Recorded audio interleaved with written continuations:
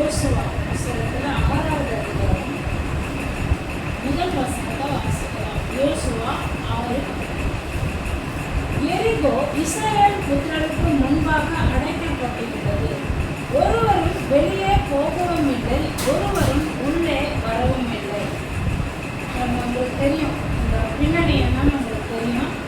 நம்ம ஆண்டவராகிய நம் தேவன் என்ன பண்ணுறாரு, நம்முடைய இஸ்ரவேல் ஜனங்களை எகிப்திலிருந்து கொண்டுட்டு வந்து செங்கடலை கடந்து அவங்கள வழி நடத்தி கானான் தேசத்துக்கு கொண்டு போய் விடணும். அப்படி விடும்பொழுது வழியில் நிறைய தடைகளை பார்க்குறாங்க. அதில் ஒரு தடை இந்த எரிகோ பட்டணம் மதில்கள். இப்போ இதை என்ன பண்ணுறாங்க, உடச்சி அப்புறம் தாண்டி அப்புறம் போகிறாங்க பாருங்க. இந்த எரிகோ பட்டணம் அடைக்கப்பட்டிருந்ததுன்னு இருக்கு பாருங்க. இன்னொன்று, ஒருவரும் வெளியே போகவும் இல்லை, உள்ளே வரவும் இல்லை. இன்னைக்கு பிரசவத்தோட தலைப்பாக தான் உள்ளே வெளியே. உள்ளே என்ன இருக்கு, வெளியே என்ன இருக்கு. இன்னைக்கு நிறைய பேருக்கு நம்மளுக்கு தெரியல. இது ஒரு ஆவிக்குரிய காரியங்கிறத நம்ம புரிஞ்சுக்கொள்ளணும். உள்ள நகரத்துக்குள்ள அந்த பட்டணத்துக்குள்ள இருக்கிறவங்கெல்லாம் பயந்துட்டு இருக்கிறாங்க. வெளியே போனால் நம்மளை கொண்டுருவாங்க, உள்ள இருந்தாலும் சாகதான் போகிறாங்க, மொத்தமாக அழிய போகிறாங்க. வெளியே ஒரு காரியம்னா இந்த அட்மாஸ்பியர், இந்த ஆவிக்குரிய உலகம் ஒன்று இருக்கு பாருங்க. இது ரெண்டும் இப்போ மோதுது. மனுஷர்களுடைய காரியம் ஒரு பக்கம், ஆவிக்குரிய ஒரு ரீதியில் ஒரு விஷயம் நடக்குது. இதை தான் நம்ம புரிஞ்சுக்கணும்.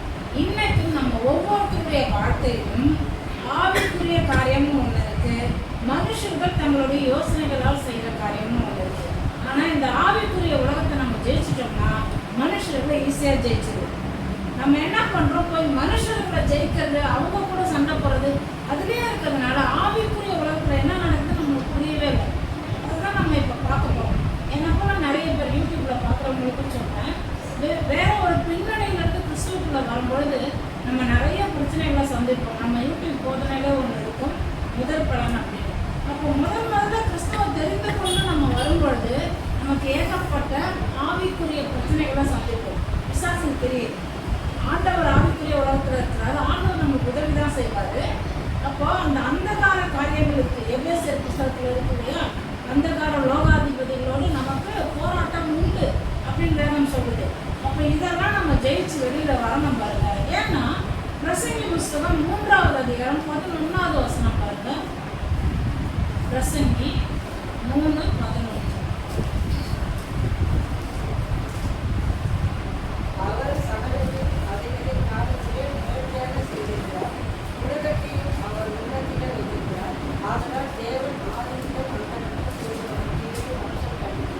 இந்த இடத்துல அவர்கள் உள்ளத்திலே வைத்திருக்கிறார்கள். இப்போ பேர் மொழிபெயர்க்கிறான், நான் பார்த்தேன், ஐஎஸ்வியில் போட்டிருக்கு. He also placed the eternity within. நித்தியத்தை உள்ள வச்சுட்டாங்க நம்மளுக்குள்ள. இன்னொரு மொழிபெயர்ப்பு சொல்லுது, He set the word in the heart. நம்ம இருதயத்துக்குள்ள உலகத்தையே வச்சுட்டாங்க. அப்புறம் He left us in the dark அப்படின்னு இன்னொரு மொழிபெயர்ப்பு சொல்லுது, நம்மளை இருளுக்குள்ள தேவன் தள்ளிட்டார் அப்படின்னு. அதுக்கு அடுத்த வசனத்தில் சொல்லியிருக்கு 12ல், மகிழ்ச்சியாக இருப்பதும் உயிரோடு இருக்கையில் நன்மை செய்வதுமே ஆகாமல். அப்போ எல்லாமே நம்மளுக்குள்ள இருக்கு. நாம் அதை எப்படி கண்டுபிடிக்கணும், நாம் கண்டுபிடிச்சி ஆண்டவரை தேடி அவர் நமக்கு கற்றுக் கொடுத்ததன்படி நம்ம நடக்கும்பொழுது நம்ம பிரச்சனைகளை எல்லாம் நம்ம சால்வ் பண்ணிடுவோம். அதுதான் தேவன் நம்மளுக்கு இன்னைக்கு கற்றுக் கொடுத்துருக்கிறார். இந்த காரியத்துக்காக நம்மளை ஒப்பு கொடுக்கும். எந்த விஷயங்கள்லாம் நம்ம செஞ்சிருக்கலாம், நம்ம பெற்றோர்கள் செஞ்சிருக்கலாம், நம்மளுடைய முன்னோர்கள் முற்பிதாக்கள் செஞ்சிருக்கலாம், நிறைய காரியங்கள் நம்மளுக்கு தெரியாமல், ஏன்னா வேற பின்னணியிலிருந்து நம்ம வந்ததுனால. இன்னொன்று, கிறிஸ்தவத்திலே இருந்தாலும் சிலை வழிபாடு அப்படின்னு ஒன்று இருக்கு இல்லையா, சிலர் சிலை வழிபாடு பண்ணுறாங்க. நல்லா புரிந்து கொள்ளுங்கள். யாத்ராகம் 20ல் ஆண்டவர் என்னை என்று உனக்கு வேறு தேவன் உண்டாயிருக்க வேண்டாம் அப்படின்னு சொல்லும் பொழுது, என்னை ஆவியோடு தொழுதுகொள், உண்மையோடு தொழுதுகொள், முழு அன்போடு, முழு பலத்தோடு, முழு உள்ளத்தோடு தொழுதுகொள், என்னை உள்ளத்தின் ஆழத்திலிருந்து தொழுதுகொள் அப்படின்னு சொல்றாரு. ஆனால் நம்ம என்ன பண்ணிடுறோம், எனக்கு ஏதாவது ஒன்று பார்த்து தான் தொழுது கொள்ள முடியுமோ, அதுக்கு பின்பாக ஒரு பிசாசின் கிரியை கட்டாயமாக இருக்கும். அதனால தான் ஆண்டவர் அப்படிப்பட்ட காரியங்கள் பின்னாடி போகாதுன்னு சொல்லிட்டு இதை மனசில் வச்சுட்டு நம்ம இப்போ ஜெபிக்க போகிறோம். நம்மளை ஒப்பு கொடுத்து ஆண்டவர் இடத்துல முழுசுமாக ஒப்பு கொடுப்போம். ஆவிக்குரிய ரீதியில் தேவன் நம்மளை நடத்த முடியும். அன்பும் இரக்கமுள்ள நல்ல பிதாவே, இயேசு நாமத்தினாலே உங்களுடைய நன்றி செலுத்துகிறோம். நன்றி ஆண்டவரே, உங்கள் நன்றியோடு கூட துதிக்கிறோம், ஸ்தோத்தரிக்கிறோம். இதோ இப்பொழுதும் ஆண்டவரே, எங்களுடைய முற்பிதாக்கள், எங்களுடைய தாத்தா பாட்டி, எங்களுடைய முன்னோர்கள், அவர்கள் எந்தெந்த காரியத்தில் நாங்கள் அறியாமல், எங்களுக்கே தெரியாமல், அவர்களே அறியாமல் ஏதோ காரியங்கள் அவர்கள் உடன்பட்டிருக்கலாம். அவர்கள் எங்களை குறித்து, எதிர்காலத்தை குறித்து சில காரியங்கள் அறியாமல் செய்திருக்கலாம். ஆனாலும் இந்த வேளையில் பரிசுத்த ஆவியானவர் எங்களுக்கு வெளிப்படுத்தி எங்களோடு கூட பேசுவீராக. எங்கள் வாழ்க்கையில் நாங்கள் சந்திக்கிற பிரச்சனைகளுக்கு ஒரு முற்றுப்புள்ளி வைக்கும்படிக்கு இயேசு என்னும் அடைக்கல பட்டணத்துக்குள்ளே நாங்கள் வந்திருக்கிறோம். ஆனாலும் நாங்கள் சந்திக்கிற பிரச்சனைகளுக்கு தேவனாகிய கர்த்தர் உள்ளேயும் வெளியேயும் நடக்கிற காரியங்களை நீர் வெளியரங்கமாக்குவீராக. பரிசுத்த ஆவியானவர் எங்கள் கண்களை பிரகாசமாக்கி இப்பொழுதும் நீர் எங்களுக்கு உதவி செய்வீராக. தேவனையும் கிறிஸ்துவையும் அவருடைய அன்பையும் கிருபையும் அறிகிற அறிவிலை எங்களை தொடர்ந்து நீர் நடத்துவீராக. உங்களுடைய நாமத்திலே எங்களை தாழ்த்துகிறோம், ஒப்புக் கொடுக்கிறோம். உமக்கே துதி கனம் மகிமை யாவற்றும் இருக்கிறோம். இயேசுவின் நாமத்தில் பிதாவே, ஆமென். புரிஞ்சுக்கொள்ளுங்க, ரொம்ப முக்கியம். நம்ம அடைக்கல பட்டணத்துக்குள்ள வந்துட்டோம். சில பகுதியில் பார்த்தோம், யூடியூப்ல அந்த போதனை இருக்கு. ஆனா பட்டணத்துக்குள்ள வந்துட்டோம், பாதுகாப்புக்குள்ள வந்துட்டோம், சர்ச்சுக்குள்ள வந்துட்டோம், இயேசுகிட்ட வந்துட்டோம். ஏன் சில பிரச்சனைகள் நம்மளுக்கு வருது? அப்பனா இங்க வந்திருக்கோம், ஏதோ ஒரு கனெக்ஷன் வெளியே இருக்கு. ஒரு உதாரணத்துக்காக சொல்றேன். ஒரு பிள்ளை வெளியில பிறக்குது, தாயோட கருவறையிலிருந்து வெளியே பிறக்கும்போது இந்த காடுன்னு சொல்லுவாங்க பாருங்க, தொப்புள் கொடி, அந்த டாக்டர் கட் பண்ணி விடுவாங்க. அம்மாவுக்கு வந்து டாக்டர் கட் பண்ண மாட்டாங்க. அது 30 மினிட்ஸ்க்குள்ள அதுவாக தானே வெளியே வந்துடும், அதுவாக விழுந்துடும். அப்போ ஆவிக்குரிய உலகத்துல அப்படி ஒரு கனெக்ஷன்லாம் தானா போகாது, நம்ம தான் கட் பண்ணணும். அப்போ இந்த உலகத்துல தேவன் நம்மள ஒரு காரியத்துல இருந்து பிரிச்சு எடுத்துக்கிறாரு, வேற ஒரு பின்னணியில இருந்து நம்ம வந்திருக்கிறோம். இப்போ இயேசுவுக்கு சொந்தமாயிட்டோம், இயேசுவின் பிள்ளைகளா இருக்கிறோம், அடைக்கல பட்டணத்துக்குள்ளதான் இருக்கிறோம், சபைக்குள்ளதான் இருக்கிறோம். ஏன் இன்னும் பிரச்சனைகள் நமக்கு இருக்கு? கிறிஸ்தவர்கள் யோசிக்கணும் பாருங்க, ரொம்ப முக்கியம். தேவனை நம்புகிறவர்கள் ஏன் எனக்கு இன்னும் பிரச்சனை இருக்குன்னா, நமக்கு முன்னாடி ஏன்னா இந்த மாதிரி சில ஆபத்துகள், சில காரியங்களை ஆண்டவர் தரிசனத்திலும் வெளிப்படுத்தினார், சொப்பனங்கள்ல வெளிப்படுத்தினாரு. எனக்கு இருக்கிற இந்த கேள்வி அதிகமாக இதுதான், ஏன் ஆண்டவர் அதிகமாக நேசிக்கிறவங்க, ஏன் தேவனுக்காக பரிசுத்தமாக வாழ்றவங்க ஏன் இன்னும் கஷ்டப்பட்டுட்டே இருக்கிறாங்க, ஏன் இன்னும் பிரச்சனை சந்திச்சுக்கிட்டே இருக்கிறாங்க, ஏன் அவங்களுக்கு சவால்கள், ஏன் அவங்க வீட்டில் சாபங்கள் இருக்கு? அதனால் நான் யோசிக்கும் போது தான் நம்மளுக்கு பின்னாடி இந்த கிரியைகள்லாம் நடந்துட்டு இருக்கு. சிலது நம்மளுக்கு தெரிஞ்சே நடக்குது, சிலது தெரியாமல் நடக்குது, சில நம்ம தான் பண்ணிடுறோம், சிலது நம்மளுக்கு தெரியாமல் வெளியில் பண்ணியிருக்காங்க, தான் உள்ளே இருக்குது. இப்போ நம்மளுக்குள்ள என்ன நடக்குது, வெளியே என்ன நடக்குது, இதெல்லாம் நம்ம புரிந்து கொள்ளணும் பாருங்க. நம்ம ஒரு காரியத்தை வாசிக்கிறோம்.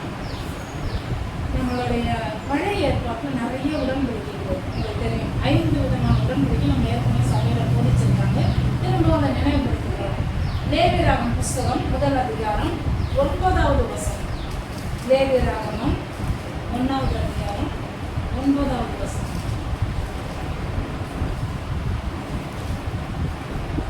அதின் குடல்களையும் தொடைகளையும் அவன் தண்ணீரினால் கழுவுவானாக. அவைகளை எல்லாம் ஆசாரியன் பலிபீடத்தின் மேல் சர்வாங்க தகன பலியாக தகனிக்க கடவன். இது கர்த்தருக்கு சுகந்த வாசனையான தகன பலி. அப்போ இந்த சர்வாங்க தகன பலிங்கிறத எப்படிப்பட்ட பலியாக கொடுக்கணுமா, எரிச்சுண்ணம் போட்டு எப்படி எரிக்கணும்? 12வது வசனத்தை சொல்லியிருக்கு. பின்பு அவன் அதை சந்து சந்தாக துண்டித்து அதன் தலையையும் கொழுப்பையும் கூட வைப்பானாக. அவைகளை ஆசாரியன் பலிபீடத்தில் உள்ள அக்னியில் இருக்கிற கட்டைகளின் மேல் அடுக்கி வைக்க கடவன். சந்து சந்தா சின்ன சின்னதா துண்டு துண்டா போட்டு இது என்ன மிருகமே கண்டுபிடிக்க முடியாத அளவுக்கு அடையாளமா தெரியாத மாதிரி அதை வெட்டி போட்டு எரிச்சிடணும். அப்போ நம்ம ஆராதனைக்கு இங்க வரோம், நம்ம என்ன பண்றோம்? ஆராதிக்கும் போது நம்ம ட்ரெஸ்ஸு, நம்ம அழகு, நம்ம ஸ்டைலு, நம்ம காரியங்கள்லாம் என்ன பண்ணுது, மற்றவங்களை கவர்ந்து இழுது. அந்த மாதிரி இல்லாமல் நம்மளையே நம்ம மறந்துடணும், ஆண்டவரை உயர்த்தி பாடணும். அப்போ நம்ம அங்கே தெரியக்கூடாது, தேவ பிரசனம் தான் அங்கே தெரியணும். அதுதான் இதோட அர்த்தம். அப்போ நம்மளை அர்ப்பணிச்சு தேவனோடு கூட ஒரு உடன்படிக்கை பண்றோம். Submission, dedication, obedience. நம்ம கிட்ட அர்ப்பணிப்பு இருக்கணும், தாழ்மை இருக்கணும், கீழ்ப்படிதல் இருக்கணும். இது 3 இருந்துச்சுன்னா சர்வாங்க தகனபடி நடந்துடும். தேவன் என்ன பண்றாரு, ஒரு உடன்படிக்கையை நம்ம கூட ஏற்படுத்துறாரு. இனிமே உன் லைஃப்பை நான் பார்த்துக்கிறேன், உன்னையே நீ அர்ப்பணிச்சுட்ட, முழுசுமா தாழ்த்துட்ட, இதையே தான் பிசாசும் பண்ணும். நீ என்ன விட்டுட்டு இயேசுகிட்ட போயிட்டியா, என்ன விட்டுட்டு நீ அங்கே போயிட்டியா அப்படின்னு சொல்லிட்டு அசுத்தாவிகள் என்ன பண்ணோம். நம்ம கூட ஒரு உடன்படிக்கை ஏற்கனவே நம்ம பழைய வாழ்க்கையில பண்ணியிருந்தது பார்த்தீங்களா, அதை விட நீ அவரு கூட போய் உடன்படிக்கை பண்ணிட்டியா அப்படின்னு சொல்லிட்டு அதை நம்ம தொடரும் பாருங்க. அந்த கிரியைகள் நம்ம தொடர ஆரம்பிக்கும். அப்போ நம்ம புரிஞ்சுக்கணும் வேற என்னதான் ஆண்டவர் உடன்படிக்கை பண்றார். ஏன்னா எப்பவுமே பிசாசு டூப்ளிகேட் ஒன்று பண்ணிட்டே இருக்கும். பைபிள் முழுக்க பாருங்களேன், ஆண்டவர் ஆபிரகாமுக்கு சாராளுக்கும் ஈசாக்கா தருவேன்னு வாக்குத்தத்த பிள்ளைய தருவேன்னு சொல்றாரு. பிசாசு என்ன பண்றான், ஒரு டூப்ளிகேட்டை உருவாக்குறான். ஆகார் வழியா இஸ்மவேலை உண்டாக்குறான். இந்த பைபிள் முழுக்க எடுத்து பாருங்க, ஒவ்வொரு டூப்ளிகேட் வந்துகிட்டே இருக்கும். ஆண்டவர் ஒன்று சொல்லி தருவாரு, இது வேற ஒன்று இவங்களுக்கு கற்றுக் கொடுக்கும். ஆண்டவர் பைபிளை கொடுத்துருக்காரு, சாத்தான் பைபிள்னு ஒன்று இருக்கு. ஆண்டவர் தேவாலயம் கொடுத்துருக்காரு, சாத்தானோட சர்ச்சைன்னு ஒன்று இருக்கு. அப்போ எல்லாமே பாருங்க ஒரு டூப்ளிகேட் வந்துட்டு இருக்கு. நம்மளுக்கு இதில் தான் குழப்பம். எது உண்மையான தேவன், எது நம்மளை பயமுறுத்துற காரியங்கள் நம்ம யோசிக்கிறோம். அதுக்கு தான் சர்ச்சுக்கு வந்துடும். சர்ச்சுக்கு வந்து வந்து உட்கார்ந்து வசனத்தை கேட்டு கேட்டு இதில் வளர வளர அப்பா யாரும், உண்மையான அப்பா யாரும் தெரிஞ்சிடும். யார் நம்மளை காப்பாற்றுறா, யார் நம்மளை அடிக்கிறா, யார் நம்மளை எல்லா பிரச்சனைகளும் விடுவிக்கிறா, யார் நம்மளை பிரச்சனைக்குள்ள தள்ளுறா அப்படிங்கிறது நம்மளுக்கு விளங்க ஆரம்பிச்சோம். அடுத்தது ஒரு வரி இருக்கு பாருங்க, வாசிக்கலாம். லேவியராகமம் புஸ்தகம் 2வது அதிகாரம் 1 வசனம். லேவியராகமம் 2:1. ஒருவன் போஜன பலியாகிய காணிக்கையை கர்த்தருக்கு செலுத்த வேண்டுமானால் அவன் காணிக்கை மெல்லிய மாவாய் இருப்பதாக அவன் அதன் மேல் எண்ணெய் வார்த்தை, இந்த வார்த்தைகள்லாம் கவனிங்க, அதன் மேல் தூப வர்க்கம் போட்டு, எண்ணெய்ங்கிறது அபிஷேகத்தை குறிக்கிறது, தூப வர்க்கம்ங்கிறது ஜெபத்தை குறிக்கிறது. நம்ம புரிஞ்சு கொள்ளணும், போஜன பலின்னு ஆண்டவருக்கு பலி செலுத்துறாங்க. அந்த பலி எதுக்காக அவங்க செலுத்துறாங்கன்னா, ஆண்டவரோட கூட உடன்படிக்கையை புதுப்பிக்கிறது. தொடர்ந்து நீங்களே எங்களுக்கு ஆண்டவராக இருக்கணும். விசாசம் இப்படிதான் சொல்லலாம், உங்களுக்கு தெரியும், படையெல்லாம் போட சொல்லுவாங்க. அப்போ நம்ம புரிஞ்சுக்கொள்ளணும், எந்த வீட்டில் ஜபம் இல்லையோ அபிஷேகம் இல்லையோ அது வேலை செய்யாது. அப்போ நம்ம ஜபமும் அபிஷேகமும் தொடர்ந்து வேலை செய்யும் பொழுது, ஒழுங்காக சபைக்கு வரும்பொழுது, ஒழுங்காக இந்த காரியங்களை கவனிக்க நாம விசுவாசி பண்ணுற உடன்படிக்கை தப்பிச்சுக்கணும். ஒரு முறை பாருங்க, ஒரு தரிசனம், ஒரு முறை கனவும் வரும், தரிசனமும் வரும் பாருங்க. அப்போ பிசாசு வந்து யாரோ ஒரு அறிமுகம் இல்லாத ஒரு ஆள் எனக்கு எதோ சாப்பிட கொடுக்குறாங்க. நான் அதை உட்காந்து ருசிச்சு சாப்பிட்றேன். அதில் பெருசாக டேஸ்ட் எதுவும் இல்லை, ஆனால் நான் சாப்பிட்டு காலையில் எழுந்திரிக்கிறேன் 5:30 மணிக்கு. அருமை என்னத்தை நான் சாப்பிட்டு தொலைச்சேன்னு தெரியல அப்படின்னு சொல்லிட்டு உடனே இயேசு நாமத்தில் இந்த கனவு பொய்யா போவதாக, இயேசுவின் நாமத்தில் இந்த கனவு பறிக்காமல் தரையில் விழுவதாக, இயேசுவின் நாமத்தில் இதுக்கு நான் அனுமதி மறுக்கிறேன், நான் என் தேவனுடைய பிள்ளை அப்படின்னு சொல்லிட்டு நான் அறிக்கை செய்ய ஆரம்பிச்சேன். நம்ம இதெல்லாம் செய்யணும்னு வச்சிங்கன்னா, ஒழுங்காக ஜெபிக்கல, ஒழுங்காக எதுவும் பண்ணணும்னு வச்சிங்கன்னா அந்த கிரியை தொடர்ந்து கொண்டே. ஏன்னா நம்மளுடைய முன்னோர்கள் என்ன பண்ணியிருப்பாங்க, நம்ம தாத்தா பாட்டிங்கெல்லாம் என்ன பண்ணியிருப்பாங்க, எனக்கு பேத்தி பிறந்தா, பேரன் பிறந்தா, அவங்க என்ன பண்ணுவேன், நான் உங்களுக்கே நேர்ந்து விட்டுறேன், என் குடும்ப வழியாக நீங்களே தான் காப்பாற்றணும் அப்படின்னு போய் ஒரு நேர்ந்து கொள்வாங்க பார்த்தீங்களா. அது தொடர்ந்து கொண்டே நம்ம விஷயம். அதனால தான் பாருங்க, இஸ்மவேலை குறித்து கூட வாசிக்கும் போது ஆபிரகாமுடைய சாவு வரைக்கும் வந்து அவன் நிற்கிறான். அந்த விஷயம் தொடர்ந்து கொண்டே வரும். நம்ம அதை கட் பண்ணணும். எப்படி கட் பண்ணுறது, இயேசுக்குள்ளே வந்துட்டோம். ஜபம், இந்த ஆராதனை, துதி, இதில் கலந்து கொள்வது, வார்த்தையை கேட்கறது, தொடர்ந்து இதுவே இருக்க இந்த பிரசனம் நம்மளை சூழ்ந்திருக்கும் போது அது நம்மளை விட்டு வெளியே போயிடும். அப்போ நம்ம இதை புரிஞ்சுக்கணும். அதுக்கு நம்ம எப்படி அந்த தொப்புள் கொடிக்கு ஒரு கட் பண்ணி அதை பிரிக்கிறாங்க பாருங்க, தாயும் பிள்ளையும். அது போல வேற ஒரு முகத்திலிருந்து நம்ம வந்து இப்போ இயேசுக்குள்ள வந்துட்டதுனால இப்போ நம்ம பிரிக்கணும் நிறைய காரியம். நம்மளுக்கு அறியாமல் நம்ம முன்னோர்கள் செய்த காரியத்தை நாம பிரிச்சே ஆகணும், உடைச்சே ஆகணும். அதை நம்ம புரிந்து கொள்ளணும். இன்னொரு பலி, லேவியராகமம் புஸ்தகம் 7வது அதிகாரம் 15வது வசனம். 7:15. சமாதான பலியாகிய ஸ்தோத்திர பலியின் மாம்சமானது செலுத்தப்பட்ட அன்றைய தினமே புசிக்கப்பட வேண்டும். அது ஒன்றும் விடிய காலம் மட்டும் வைக்கப்படலாகாது. கர்த்தர் நம்மளுக்கு சமாதானத்தை கொடுத்திருக்கிறார்.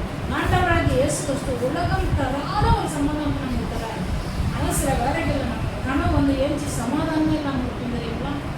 ஒரு முறை எங்கள் அம்மா வந்து உடம்பு சரியில்லாமல் போகிறதுக்கு முன்னாடி வீட்டில் ஒரு கற்றுனாங்க. நைட்டு கரெக்டாக 12 மணிக்கு எனக்கே குளம் நெருங்கிடுச்சு. ஆனால் இப்படி கற்றுறாங்க. ஏன்னா நம்ம ஜெபிக்கிற ஆள் தான். ஆனால் கொஞ்சம் யோசிப்பாங்க, உடம்பு சரியில்லாதவங்களால எப்படி ஜெபிக்க முடியும். அப்போ ஏதோ ஒரு பின்னாடி ஒரு விஷயம் நடக்குதுன்னா அப்படியே காற்றை பார்த்து நடக்கணும். ஜெபிக்கிறேன், அதை பிடிச்சி பைண்ட் பண்ணுறாங்க. அதுக்கப்புறம் அவங்க தூங்க ஆரம்பிச்சாங்க. பாருங்க, கிறிஸ்தவர்களுக்கு எதிராக நிறைய காரியங்கள் செயல்பட்டுக்கிட்டே இருக்கு.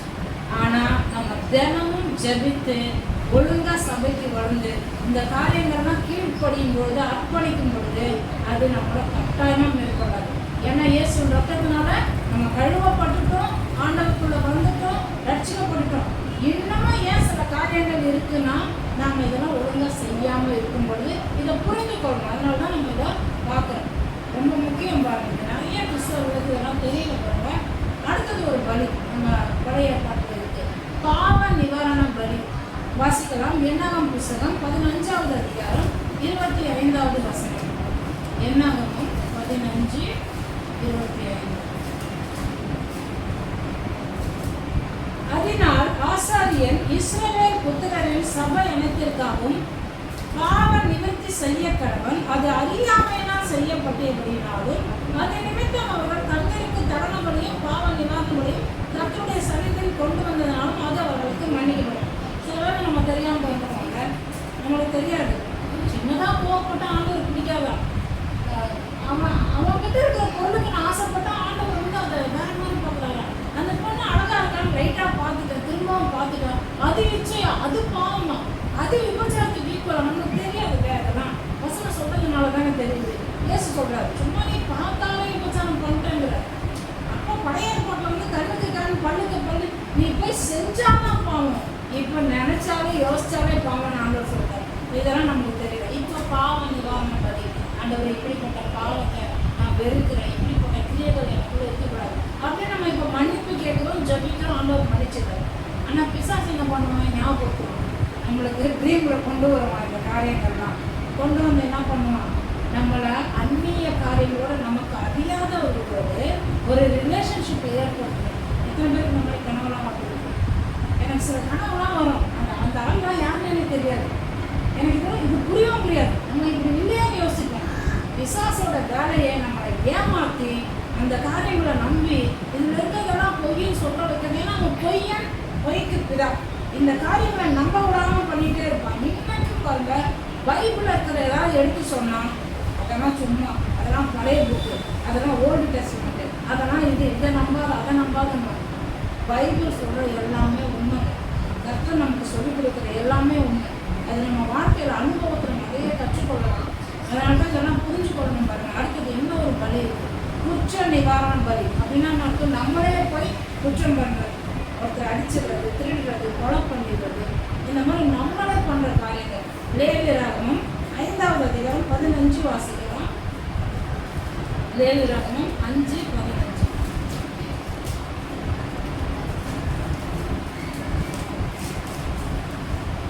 ஒருவன் கர்த்தருக்குரிய பரிசுத்தமானவர்களில் குற்றம் செய்து அறியாமையினால் பாவத்துக்கு உட்பட்டான், அவன் தன் குற்றத்தின் நிமித்தம் பரிசுத்த சலத்துக்கு சேக்கல் கணக்கின்படியே நீ அவன் மேல் சுமத்தும் அபராதம் எவ்வளவோ அவ்வளவு வெள்ளி சேக்கல் பெறும் பழுதற்ற ஒரு ஆட்டுக்கடாவை குற்ற நிவாரண பலியாக. அந்த பழுதற்ற ஆட்டுக்கடா யாரு?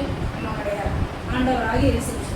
அப்போ எனக்காக இயேசு கிறிஸ்து கல்வாரி சிலுவையில் ரத்தம் சிந்தியது என்னுடைய பாவத்தை நீக்கும்படி, என்னுடைய குற்றங்களை சுமக்கும்படி, என்னுடைய எல்லா சாபங்களையும் போக்கும்படி அவர் பலி ஆயிட்டாரு. இனிமேல் என் சாபம் இல்லை அப்படின்னு நம்ம அறிக்கை செய்யணும். ரொம்ப முக்கியம் பாருங்க. இந்த மாதிரி கனவுகள் வரும் பொழுது, இந்த மாதிரி யோசனைகள் வரும்போது நீங்கள் இதெல்லாம் அறிக்கை செய்ய அவன் உங்களை விட்டு ஓடிடுவான். நீங்கள் இதெல்லாம் செய்யாதனால என்ன நடக்கும்னா, திரும்ப திரும்ப இந்த விஷயங்கள் உங்களுக்கு ஒரு சைக்கிள் மாதிரி வந்துகிட்டே இருக்கும். சில நேரத்தில் நான் யோசிப்பேன், இப்படி ஒரு விஷயம் நம்ம பண்ணவே இல்லை, ஏன் இப்படி ஒரு காட்டு வருது, ஏன் இப்படி ஒரு காரியம் நடக்குன்னா நம்ம தப்பு இல்லை. அது பிசாசு அப்படிப்பட்ட கிரியைகளை கொண்டு வந்து போட்டு நம்மளை குழப்பி உட்கார வைக்கும். அவன் வேலையாக தான் 24 மணி நேரமும் நம்மளை நிம்மதி இல்லாமல் போகணும்னு தான் அவன் நினைப்பான். நாம் ஒழுங்காக இங்கே வந்துட்டோம்னா, வசனத்தை கேட்டுட்டோம்னா, ஓய்வு நாள் ஆசரிச்சிட்டோம்னா, நம்மளுக்கு எல்லாவற்றையும் ஆண்டவர் என்ன பண்ணுறது, தெரிந்த புத்தியோடு பார்க்க வைப்பார். நம்மளுக்கு ஆண்டவர் என்ன சொல்லியிருக்கிறாரு, 2 தீமோத்தேயு 1:7 தேவன் நமக்கு பயமுள்ள ஆவியை கொடுக்கல, வல்லமும் அன்பும் தெளிந்த புத்தியை கொடுத்துருக்கிறார். அதனால நம்ம இதெல்லாம் புரிந்து கொள்ளணும் பாருங்க. அப்போ பரிசுத்தமாக ஒப்பு கொடுக்க மாட்டார். ரோமர் புத்தகத்தில் எழுதிருக்கு, உங்களையே ஜீவ பலியாக ஒப்பு கொடுக்கறது தான் புத்தியுள்ள ஆராதனை. அப்படி நம்மளை ஒப்பு கொடுக்கணும் பாருங்க. ஏன்னா இவன் டூப்ளிகேட் பண்ணிகிட்டே இருக்கும். இப்போ எப்படி இதை நான் பிரேக் பண்ணுறது? சிஸ்டர் எனக்கு வந்து இதெல்லாம் புரியுது, நீங்கள் சொல்கிறதெல்லாம் நான் எப்படி இல்லைன்னு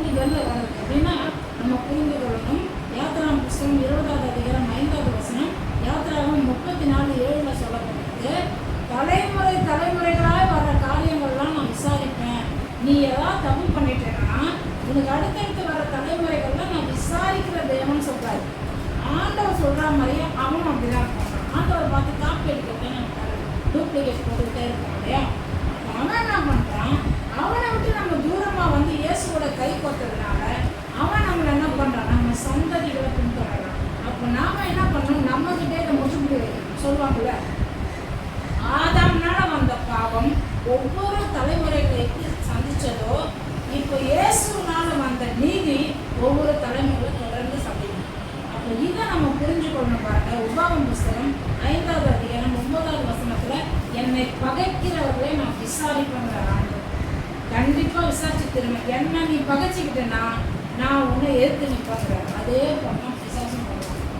அவனை விட்டு நம்ம தூரமா வரும்போது அந்த காரியங்கள் அந்நிய பலிப்படத்தோட நம்ம ஐக்கியப்பட்டிருப்போம். வேற எதாவது பின்னாடியும் நம்ம இருந்திருப்போம். அதெல்லாம் வேணான்னு உதவி தள்ளிட்டு இப்ப கிறிஸ்துக்குள்ள வந்திருப்போம். இப்போ நம்ம உறுதியா நின்று சொல்லணும், அதுக்கும் எனக்கும் எந்த சம்பந்தமும் இல்லை. இயேசு நாமத்தினால நான் பாதுகாக்கப்பட்டிருக்கிறேன். ஏன்னா கலாத்தியர் 3:13 சொல்லுது பாருங்க. வாசிக்கலாம் அந்த வசனம், முக்கியமான வசனம்.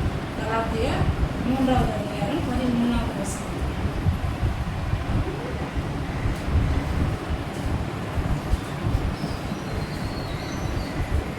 மரத்திலே தூக்கப்பட்ட எவனும் சபிக்கப்பட்டவன் என்று எழுதியிருக்கிறபடி கிறிஸ்து நமக்காக சாபமாகி நியாய பிரமாணத்தின் சாபத்திற்கு நம்மை நீங்களாக்கி மீட்டுக் கொண்டார். மீட்டிடாரு, நம்மளை சாபத்திலிருந்து மீட்டிடாரு. இதான் இந்த வசனம் எங்களுக்கு தெரியும், வசனம் தெரியும். அதை அறிக்கை செய்யறோமா, அதை நம்ம அப்ளை பண்றோமா வாழ்க்கையில? நிறைய பேருக்கு நிறைய வசனம் தெரியுது, ஆனா சூழ்நிலையில அப்ளை பண்ண மாட்டோம். அதுக்கு கீழ்ப்படிஞ்சு ஒப்பு கொடுக்க மாட்டோம். அந்த வசனத்தோட வல்லமை நம்ம வாயிலிருந்து புறப்பாட்டு வரும்போது தான் அது வல்லமையா கிரியை செய்யும். காதுல அப்படி கேட்டுட்டு விட்டுட்டு போட்டோம்னா கிரியை செய்யாது பாருங்க. அப்ப இயேசு எனக்காக செத்தார்னா நான் உயிரோட இருப்பேன். என்னோட என் தலைமுறை வரைக்கும் அந்த சாபங்கள் ஒரு முற்றுப்புள்ளி வைக்கப்பட்டது அப்படின்னு நம்ம சொல்லணும். ஏன்னா நம்ம என்ன பண்றோம், நிறைய காரியங்கள் தாத்தாங்க பாட்டிங்க ஏதோ நம்மளை வச்சு யோசிச்சிருப்பாங்க, ஜெபம் பண்ணியிருப்பாங்க. அவங்க வழியில நான் என் பேத்தியை ஒப்பு கொடுக்குறேன், என் குடும்பத்தை காப்பாற்றுங்க அப்படிலாம் சொல்லியிருப்பாங்க பாருங்க. அந்த கிரியையெல்லாம் நம்ம மறந்துட்டு இருக்கோம். நம்மளுக்கே தெரியாது இந்த விஷயம். இதெல்லாம் ஒரு ஆவிக்குரிய காரியம். இன்னைக்கு நிறைய பேர் இதை நம்ப மாட்டாங்க. ஏன்னா நானும் இதெல்லாம் நம்பாதா, கடவுளே நம்பாதா. நல்லா புரிந்து கொள்ளுங்கள். இதெல்லாம் நான் வாழ்க்கையில ஃபேஸ் பண்ணும்போது, தரிசனங்கள் வரும்போது, சொப்பனங்கள் வரும்போது, பயமுறுத்தப்படும் பொழுது, ஆவிக்குரிய அட்டாக்கு தாக்கம் எனக்கு வரும்பொழுது தான் இதெல்லாம் உண்மை, நான் இதை எடுத்து நிற்கணும்னு கற்றுக்கொள்ள ஆரம்பித்தேன். நிறைய போராட்டங்களை போராடி கொண்டு இருக்கிறேன், ஜெயித்து கொண்டு இருக்கிறேன், கத்திரிக்கும் வந்து கொண்டு இருக்கிறாரு. ஏன்னா இந்த உலகம் முழுக்க ஒரு காரியம் இருக்குது, முக்கியமான ஒரு விஷயம். இந்த உலகத்தில் இந்தியாவில், நார்த் இந்தியாவில் ஒரு வில்லேஜ் அந்த இடத்துல புள்ளி சுமையும் மந்திரவாதம் இதெல்லாம் பண்ணிகிட்டே இருக்கிறாங்க. நல்லா புரிந்து கொள்ளுங்கள். நம்ம மேலே அது படிக்காது. கிறிஸ்துவின் ரத்தம் நம்ம மேலே இருக்குது, நம்ம ஆண்டவர் பிள்ளையாக இருக்கும். ஆனால் திடீர்னு கிறிஸ்தவ குடும்பத்தில் கிறிஸ்தவ பிள்ளைகள் என்னென்ன பண்ணுறாங்கன்னா, அவங்க கனவுல அவங்களுக்கு தேவையில்லாத ஒரு ரிலேஷன்ஷிப் உருவாகுதான். அவங்களுக்கு யாராவது ஒரு ஆள் மேலே ரொம்ப நம்பிக்கை வச்சுறாங்க. நம்ம குடும்பமே அவங்க இருக்க மாட்டாங்க, இந்த ஆளை போய் நம்புறாங்க இப்படி அப்படின்னு நம்ம நினைப்போமா? அதெல்லாம் அதோட பின் விளைவுகள். அதே போல இருட்டுனா அவங்களுக்கு பிடிக்குமா, வெளிச்சம் பிடிக்காதான். நம்ம பிள்ளைங்களை நம்ம கோபப்படுவோம். நம்ம சகோதரர்களை ஏன்னா இப்படி இருக்கா, நம்ம வீட்டில் யாருமே இப்படி இல்லை, அவங்களுக்கு பின்னாடி அந்த கிரியை நடக்குது. அதை நம்ம புரிஞ்சு கொண்டு அவங்களுக்காக ஜெபிக்கணும். அதனால தான் நான் இதை சொல்கிறேன். அதே போல் சில ஸ்கின் டிசீஸ் வரும். அதே போல் அவங்களுடைய உணவு பழக்கத்தில் ஒரு மாற்றம் உண்டாகும்னா, ஜெபிக்க மாட்டாங்கன்னா, வேதம் வாசிக்க மாட்டாங்கன்னா, சர்ச்சுக்கு வர அவங்களுக்கு பிடிக்காது. நம்ம நினைக்கிறோம், ஏன்டா நாங்களாம் போகிறோம் நீ வரமாட்டேன். இவனுக்கு பின்னாடி ஒரு கிரியை நடக்குதுங்கிறத நம்ம புரிந்து கொள்ளணும். இன்றைக்கும் அந்த விஷயம் நடக்குது. உலகம் முழுக்க அஸ்ஸாமில், சத்தீஸ்கரில், ஜார்க்கண்டில், ஒடிசாவில், Mayans, Ethiopians, south India continents, African tribes, இந்த இடத்துலலாம் இந்த மாதிரி காரியங்கள் நிறைய பண்ணிகிட்டே இருக்கிறாங்க. எவ்வளோதான் பண்ணாலும் நாம ஜபத்தில் கர்த்தருடைய சன்னிதானத்தில் வர்றவங்களுக்கு இது பலிக்காது. யாரெல்லாம் வீட்டில் உட்காந்துட்டு டைம் பாஸ் பண்ணிட்டு இருக்கிறாங்களோ அவங்களுக்கு இதெல்லாம் நடக்கும். அப்போ நம்ம இதெல்லாம் புரிஞ்சுக்கொள்ளணும். நம்ம ஏதோ சர்ச்சுக்கு வாங்கன்னா இங்கே எங்களுக்கு ஒன்றும் லாபம் இல்லை, நீங்கள் அழைச்சி போகிறீங்கிறத புரிஞ்சுக்கொள்ளணும் பாருங்க. அதனால தான் சொல்றாரு, டெய்லியும் என்ன பண்ணுவாரா, சங்கீதத்தை 5 சங்கீதம் வாசிச்சிருவாராம். டெய்லியும் ஒரு சங்கீதம், 2 சங்கீதம், 3 சங்கீதம், 4 சங்கீதம், 5 சங்கீதம் வாசிச்சுட்டு அடுத்த தேதிக்கு 2ஆம் தேதியோ என்னவோ ஒரு மாசத்துல 6லேருந்து 10 வரைக்கும் வாசிப்பாங்க. அதே போல சங்கீதம் 91 அது மாதிரி வாசிச்சிருவாங்க. இதை தொடர்ச்சியா பண்ண இந்த சங்கீதங்களே ஒரு ஆவிக்குரிய போராட்ட வார்த்தைகள். ஒரு மனுஷன் உண்மையா போராடுறான் பிசாசை எதிர்த்து, தாவீதுங்கிறவன், ஆசாபுங்கிறவன். அப்ப நிறைய பேர் பாருங்க, அவங்க வாழ்க்கையில போராடி ஜெயிக்கிறாங்க. அப்போ பிஎம் மூடி அதை கண்டுபிடிச்சாங்க. அதனாலதான் நம்மளும் இன்னைக்கும் சங்கீதம் 91 வாசிக்கிறோம். பயமா இருக்காங்க. கர்த்தர் பாதுகாப்புக்கு இயேசுக்கே சங்கீதம் 91 தேவைப்பட்டது. அப்ப நம்ம புரிஞ்சுக்கொள்ளணும் பாருங்க, நம்ம ஒழுங்கா வேதம் வாசிப்பு படிக்க தெரிஞ்சு தயவு செய்து வாசிங்க. டெய்லியும் ஒரு 5 சங்கீதம் வாசிங்க. டெய்லியும் 3 சாப்டர் வாசிச்சிருங்க. ஜெபம் பண்ணுங்க. இதெல்லாம் ரொம்ப முக்கியமா இருக்கு. இன்னைக்கு நம்ம நிறைய காரியத்தை பார்த்து ஏன் இவங்க கிறிஸ்தவங்களா இருந்து இப்படி இருக்கிறாங்க, நமக்கு விரோதமா நிறைய காரியங்கள் செயல்படுது அப்படிங்கிறத நம்ம புரிஞ்சுக்கணும். அது மட்டும் இல்லை, என்னாகும் 23:23 சொல்லப்பட்டிருக்குல, யாக்கோபுக்கு விரோதமான மந்திரவாதங்களை, இஸ்ரவேலுக்கு விரோதமான புரிசகங்களை. பைபிளே படிக்கலன்னா இப்படி ஒரு வசனம் இருக்கிறதே தெரியாது. இந்த வசனம் இருக்கிறது தெரிஞ்சாதான் எனக்கு விரோதமா எதுவுமே செயல்படாது. நான் இயேசுவோட பிள்ளை, நான் அவருடைய ரத்தத்தினால கழுவப்பட்டிருக்கேன் அப்படின்னு நீங்க சொல்ல பொழுதுதான் அங்கேயே அது நிறுத்தப்படுது. என் தாத்தா பாட்டி எது பாட்டேன் ஏதோ எனக்காக என்னமோ ஒரு வேண்டுதல் பொருத்தனெல்லாம் பண்ணியிருப்பாங்க. இப்போ என்னோட ஜெனரேஷன்ல நான் அதை ஸ்டாப் பண்றேன். எனக்கே தெரியாது, நான் ஜெபிக்கும்போது அந்த செயினை நான் பிரேக் பண்றேன். அப்போ என்னோட தலைமுறைகள் வழியா வந்த செயினை எனக்கே என்னை அறியாமல் நான் பிரேக் பண்றேன். இதை கற்றுக்கொள்ளும் போது ஜாக்கிரதையா என்னுடைய அடுத்த தலைமுறைகளுக்கு, என்னுடைய சகோதரர்களுக்கு, கர்த்தரை அறியாத குடும்பங்களுக்கு நான் இப்போ அதை கடத்தணும். எப்படி கடத்துறது? நான் ஒழுங்கா உட்கார்ந்து ஜெபிச்சாதான், நான் ஒழுங்கா வேதம் வாசித்தாதான் அடுத்து வர சந்ததிகள் அவர்கள் கிறிஸ்துவை கற்றுக்கொள்ள முடியும்.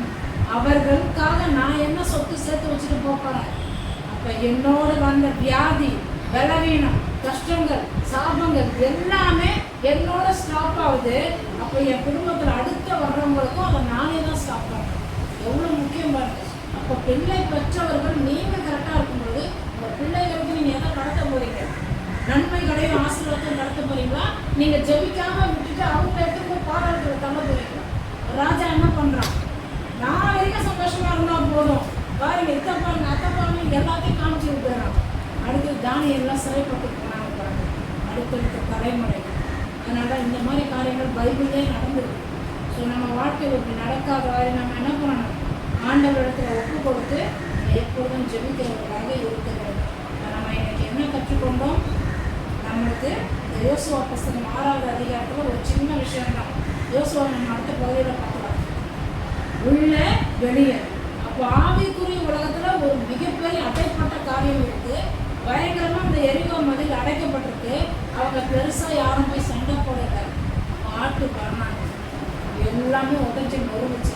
நம்ம ஆண்டவரை ஆராதிக்கும் பொழுது சந்து சந்தா துண்டு துண்டா நம்ம அழகா ட்ரெஸ் பண்ணி சூப்பரா நம்மளை ரொம்ப ஸ்டைலா எடுத்து காமிச்சு நம்ம குரல் தான் வசதி, இவங்க எல்லாரோட நான் தான் சூப்பரா பாடுறேன், நாங்க தெரியுற மாதிரி விளம்பரப்படுத்துற மாதிரி ஆராதிச்சா தேவ பிரசன்னம் இருக்காது. பிசாசுக்கு அங்க அடி விடாது. நம்மளை மறந்து கர்த்தருடைய பிரசன்னம் வேணும், தேவனுடைய பிரசன்னம் இங்க இறங்கணும்னு ஆண்டவருக்கு மாத்திரம் முக்கியத்துவம் தந்து உயர்த்தும் பொழுது கர்த்தருடைய பிரசன்னம் சபையில இறங்கி எல்லா சாபங்களும் நம்ம உடைக்கப்படுது. முழு சபையும் பாதுகாக்கப்படுது. அது நம்மளால நடக்குது. நம்ம வீட்டிலையும் அப்படிதான், நம்ம சபையில அப்படிதான். நம்ம புரிந்து கொள்ள வேண்டும். எழுந்து நின்று ஜெபித்து நிறைவு செய்யலாம். இன்னைக்கு இந்த காரியத்தை மனசுல வச்சு நம்மளுக்கு உள்ள என்ன நடக்குது, நம்ம ஒழுங்கா ஜெபிக்கிறவங்களா உள்ள இருக்கும்போது வெளியே தெரியும். நம்ம ஆண்டவரை நம்புகிறவர்களா விசுவாசிக்கிறவர்களா இருக்கும்பொழுது வெளியரங்கமாகும். நம்ம ஏன் பிரச்சனையை சந்திச்சுக்கிட்டே இருக்கணும்? ஏன் கஷ்டங்களை சந்திச்சுட்டு? ஏன் நிறைய பேர் அவங்களுக்கு எதிர்த்து வராங்க? சில காரியங்கள் ஆண்டவரே அனுமதிப்பார். அது கூட பரவாயில்ல. சிலதான் நம்மளே எடுத்து போகிறோம். ஏன்னா விசுவாசம் புரியறதுக்கு வல்லமைகளுக்கு அவனா உண்மை நம்ம மேலே பழிக்க கூடாதுன்னா இன்னைக்கு நம்ம மேலே சாதனை நாமளே தான் உடைக்கணும். நாமளே ஆண்டவர் மருந்து தான் கண்டுபிடிச்சு கொடுத்தாரு. ஆண்டவர் கல்வாரி சிலுவையில தொங்கறதுனால உலகமே ரட்சிப்புக்குள்ள வரல. ஒவ்வொரு மனுஷனும் அதை நம்பி அது பின்னாடி அந்த இயேசு ரத்தம்ங்கிற மருந்து எடுத்து அவன் புசிக்கிறான். உள்ள போன பிறகுதான் சுத்தமாகிறோம் பாருங்க. அது போலதான் மருந்து உண்டாக்கப்பட்டு விட்டது. நாம சுத்தமாகணும்னா நாம் அதை எடுத்துக்கிறோம். அதனால புரிந்துக்கிறோம். அன்பும் இரக்கமுள்ள நல்ல பிதாவே, இயேசுவின் நாமத்தினாலே உங்கள் வருகிறோம். வேலையில எங்களை தாழ்த்துகிறோம், ஒப்பு கொடுக்கிறோம். தெய்வீக தயவுக்காக நாங்கள் நன்றி செலுத்துகிறோம். எப்பேற்பட்ட நல்ல கர்த்தரை, அன்பின் ஆண்டவரை நாங்கள் துதிக்கும்படிக்கு, ஸ்தோத்தரிக்கும்படிக்கு எங்கள் வாழ்க்கையில நாங்கள் அடிமைத்தனத்தில் இருந்தோமே, பிசாசின் பிடியிலே கிடந்தோமே, உண்டி சுனியம் எப்படிப்பட்ட மந்திர வல்லமைகள், தந்திரங்களில் எல்லா விதமான காரியங்கள் நாங்கள் சிக்கொண்டு இருந்த பொழுதும் அதிலிருந்து எங்களை பிரித்து எடுத்து, உலகத்திலிருந்து எங்களை பிரித்து எடுத்து, எங்களுடைய சுயநலங்களிலிருந்து எங்களை பிரித்து எடுத்து உமக்காகவே நீர் அபிஷேகம் பண்ணியிருக்கிறேன். உங்களுடைய பிள்ளையாக மாற்றி இருக்கிறேன். இயேசுவின் ரத்தத்தினாலே எங்களை கழுவி இருக்கிறேன். நாங்கள் முற்றிலுமாய் ஆண்டவரே, எங்களுக்கு முன்பாக அடைக்கப்பட்ட காரியங்கள் ஆவிக்குரிய ரீதியிலே எது இருக்கிறது? எங்களுடைய பொருளாதாரம் எங்களுக்கு அடைக்கப்பட்டு இருக்கிறதா? எங்களுடைய தலைவர்கள், எங்கள் முன்னோர்கள் பொருளாதாரத்தில் தொடர்ந்து இந்த வகையான ஒரு பேட்டர்ல அவர்களும் கஷ்டப்பட்டு இருக்கிறார்களா? கடன் வாங்கி இருக்கிறார்களா? அவர்களும் வேதனையில் ஏழ்மையில தரித்திரத்தில் இருந்திருக்கிறார்களா? அப்படிப்பட்ட ஏழ்மையை இயேசுவின் நாமத்தினாலே நான் இப்பொழுதே முற்றி அடிக்கிறேன். இந்த வேலையில என்னோடு நின்று போகட்டும். என்னுடைய அடுத்த தலைமுறைகள், என்னுடைய சந்ததிகள் இயேசுவின் நாமத்தினாலே நல்ல ஆசீர்வாதங்களை சுதந்திரித்துக் கொள்ளட்டும். கர்த்தர் தருகிற நன்மைகளை பெற்றுக் கொள்ளட்டும். எல்லாவற்றிலும் தேவனை அவர்கள் உயர்த்தட்டும். ஆண்டவரே, நன்றி செலுத்துகிறோம். அப்படித்தான் எங்கள் சபையில் இருக்கிற ஒவ்வொருவரும், யூடியூப்ல பார்த்து கொண்டிருக்கிற ஒவ்வொரு பிள்ளைகளும், அவர்கள் குடும்பங்கள் மீதான இருக்கிற எல்லா சாபங்களும் முறிக்கப்பட்டது என்று நம்பட்டும், விசுவாசிக்கட்டும். இயேசுவின் நாமத்தினால் அதை அறிக்கை செய்து அவர்கள் தங்களுக்கு அதை சொந்தமாக்கிக் கொள்ளட்டும். இயேசுவின் நாமத்தினாலே கர்த்தாவே, எப்பேற்பட்ட வியாதிகள் ஆனாலும், இப்பொழுது எந்த வியாதியினாலே குடும்பங்கள் தலைமுறையா இந்த வியாதியின் பெற்றோர்களுக்கு இருந்தது, இது தொடர்ந்து கொண்டிருக்கிறது என்று கதறி கொண்டிருக்கிற ஒவ்வொரு பிள்ளைகளையும், ஒவ்வொரு குடும்பங்களையும் உங்களுடைய கரங்களை ஒப்புக் கொடுக்கிறேன். ஆண்டவரே, இன்றோடு அந்த செயினை முறிக்கிறேன். இன்றோடு அந்த சங்கிலிகளை இயேசுவின் நாமத்தினால் நான் முறியடிக்கிறேன். இனி அப்படிப்பட்ட சாபங்கள் தொடராது இருக்கும்படிக்கு நான் கட்டளை கொடுக்கிறேன். ஆண்டவரே, இயேசுவின் நாமத்தில் அந்த நோய்கள் விலகட்டும். இயேசுவின் நாமத்தினால சுகம் உண்டாகட்டும். இயேசுவின் நாமத்தினால ஆயுஷ் நாட்கள் பூரணம் அடையட்டும். இயேசுவின் நாமத்தினால பரிபூர்ண வாழ்வை காணட்டும். ஆண்டவரே, திருமண காரியங்களுக்கு, கணவன் மனைவி இடையிலே, குடும்பங்களில் இருக்கிற பிரச்சனைகளுக்கு இயேசுவின் நாமத்தினாலே இன்றோடு ஒரு முற்றுப்புள்ளி உண்டாகட்டும். ஆண்டவரே, தேவன் தாமே ஒவ்வொரு குடும்பத்தையும் கட்டி எழுப்புகிறார். தேவதமையும் உண்டாகட்டும். தேவ கிருபை உண்டாகட்டும். தேவனுடைய தெய்வீக பாதுகாப்பு ஒவ்வொரு குடும்பங்கள் மீதும், ஒவ்வொரு பிள்ளைகள் மீதும், அவர்களுடைய போக்கிலும் வரத்திலும் எப்பொழுதும் நிலைத்திருக்கட்டும். இந்த கரங்களிலே என்னை தாழ்த்துகிறோம், ஒப்பு கொடுக்கிறோம். ஒருவருடைய துதி, கனம், மகிமை யாவற்றும் இருக்கிறோம். இயேசுவின் நாமத்தில்